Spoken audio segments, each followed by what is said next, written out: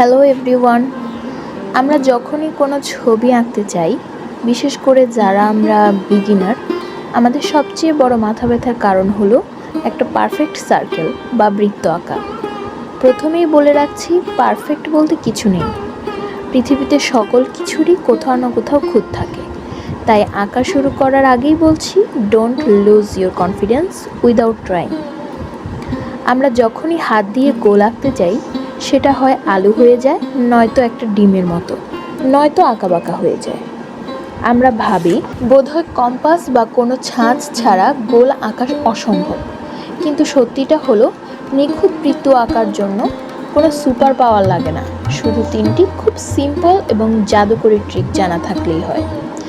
আজ আমি আপনাদের সাথে শেয়ার করব কিভাবে কোনো টুলস ছাড়াই আপনি আপনার হাতকে একটা হিউম্যান কম্পাস বানিয়ে ফেলতে পারেন।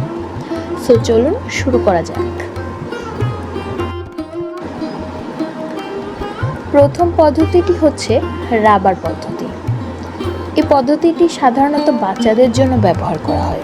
রাবারের উপর পেন্সিলকে রেখে আড়াআড়ি করে হাত দিয়ে চেপে ধরতে হবে। আমি রাবারটি এখানে রাখলাম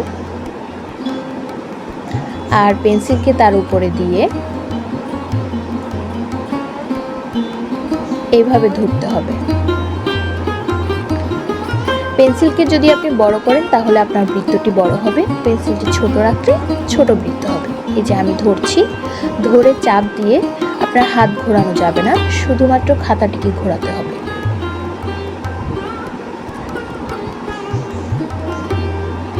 দেখুন, খুব সহজেই তৈরি হয়ে গেল একটা সিম্পল সার্কেল।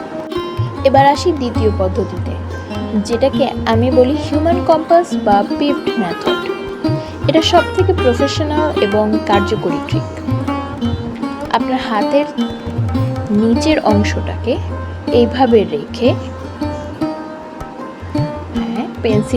পেন্সিলটাকে এইভাবে ধরে খাতাটাকে ঘোরাতে হবে।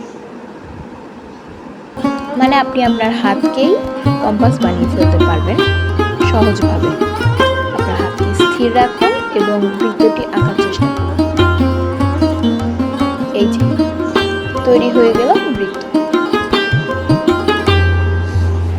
এবার আসি তৃতীয় পদ্ধতিটি, যার নাম গোস্টিং টেকনিক। নামটা শুনে ভয় পাবেন না, এটা আসলে পেন্সিলকে কাগজে টাচ করার আগে হাতকে প্র্যাকটিস করানো। এইভাবে ঘোরাতে ঘোরাতে একসময় পেন্সিল কাগজে ছোঁয়াতে হবে। এই যে খুব সহজেই তৈরি হয়ে গেল আরেকটি সুন্দর বৃত্ত। এইবার এই বৃত্তগুলো ব্যবহার করেই আমি 3টি বিষয়বস্তু আঁকব। বলে রাখছি, বৃত্ত দিয়ে কিন্তু অনেক কিছুই আঁকা সম্ভব।